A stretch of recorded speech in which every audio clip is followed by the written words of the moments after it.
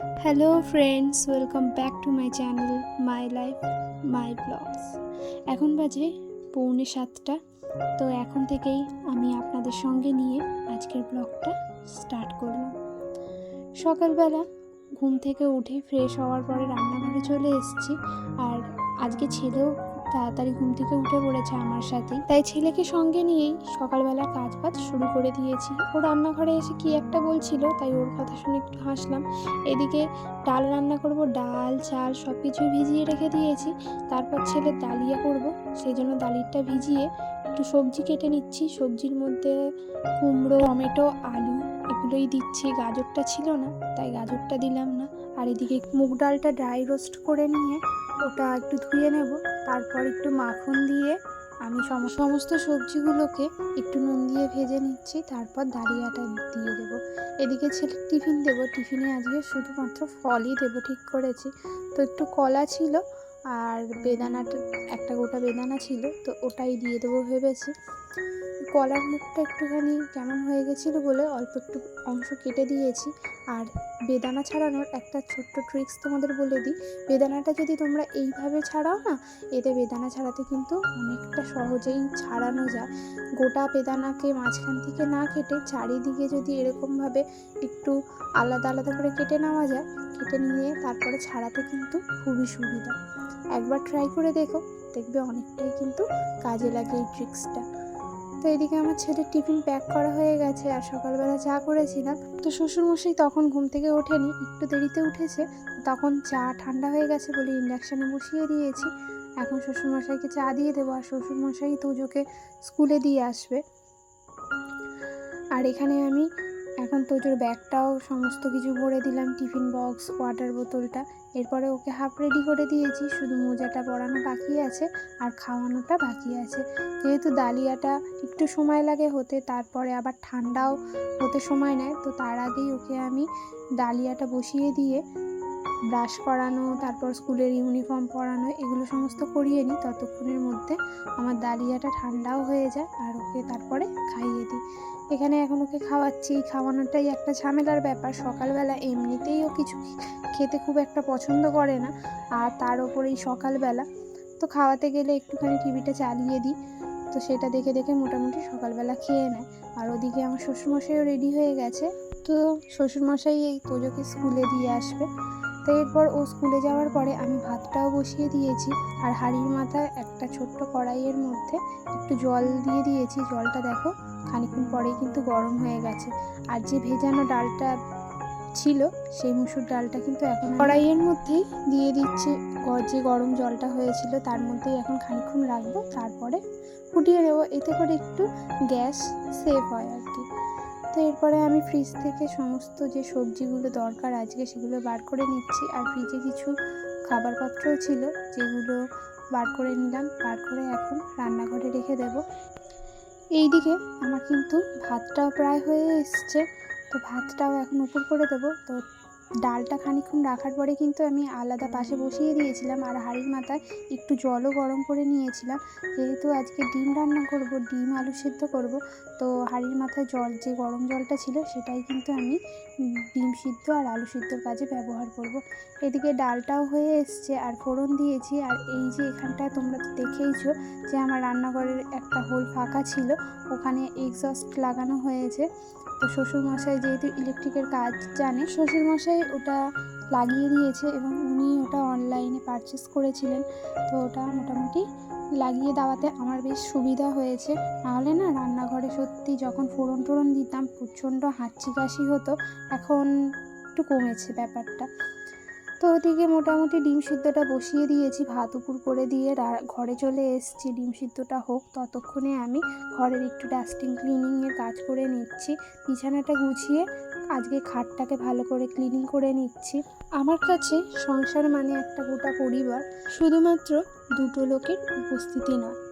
আমি নিজে একটা জয়েন্ট ফ্যামিলিতে বড় হয়েছি। হ্যাঁ, হয়তো আমার বাপের বাড়িতে রান্না আলাদা আলাদা হতো, কিন্তু সবার সঙ্গে মিলে মিশে আমি বড় হয়েছি।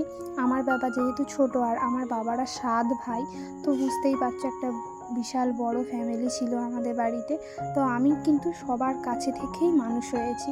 তো এখানে এসেও আমার সংসারে কিন্তু অনেকজন লোকই আছে। তবে হ্যাঁ, যা আর দেওর ওরা কাজের সূত্রে বাইরে থাকে, আর শাশুড়ি মা তো নেই আমার। তো শ্বশুরমশাই আছে, দাদা শ্বশুর, দিদি শাশুড়ি আছে। তো আমার পরিবারে মোটামুটি লোক সংখ্যা আছে, একদম যে আমরা দুজন এরকম ব্যাপার নেই।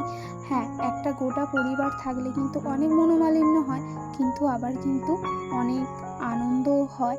প্লাস হচ্ছে নিজেদের কাজের ক্ষেত্রেও সুবিধা হয়। যেমন তোজো এই এখন স্কুলে যাচ্ছে, ওকে যদি আমার শ্বশুরমশাই না থাকতেন তাহলে কিন্তু আমাকে দিয়ে আসতে হতো। তো শ্বশুরমশাই আছে বলেই কিন্তু বাপি ওকে গিয়ে দিয়ে আসতে পারছে। আমার শ্বশুরমশাইকে আমি বাপি বলি। তো বাপি গিয়ে ওকে দিয়ে আসে।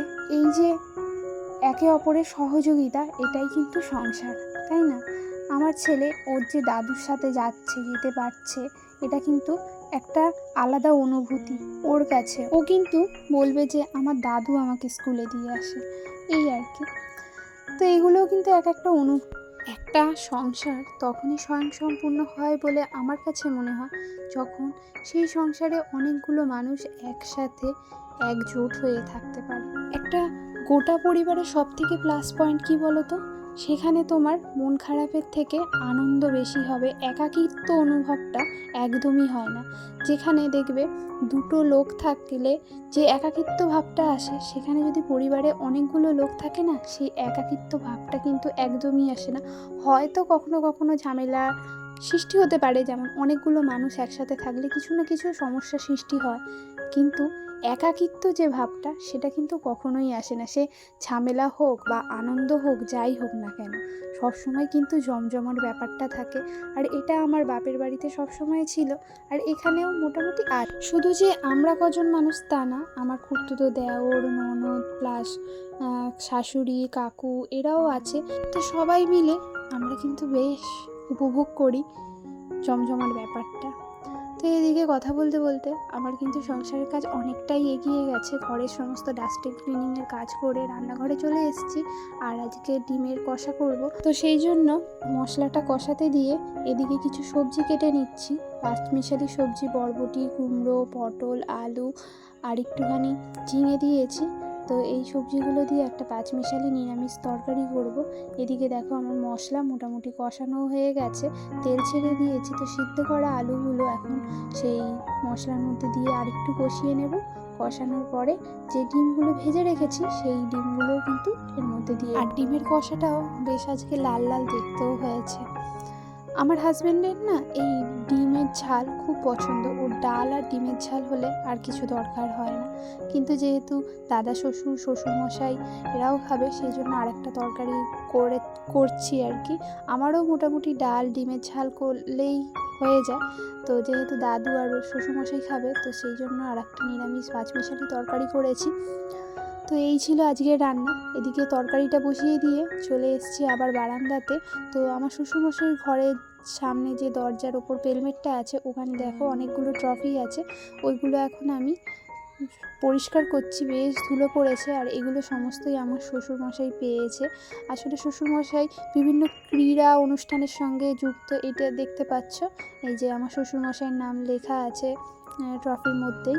তো এগুলো সমস্ত শ্বশুরমশাই পেয়েছে। ওই সাংস্কৃতিক বিভিন্ন অনুষ্ঠান থাকে, যেগুলো যোগব্যায়াম বা ক্রীড়া অনুষ্ঠান, এগুলোতে আমার শ্বশুরমশাই অংশগ্রহণ করে। মানে ওই জাজ টাইপের হয় না, সেই জাজ হয়।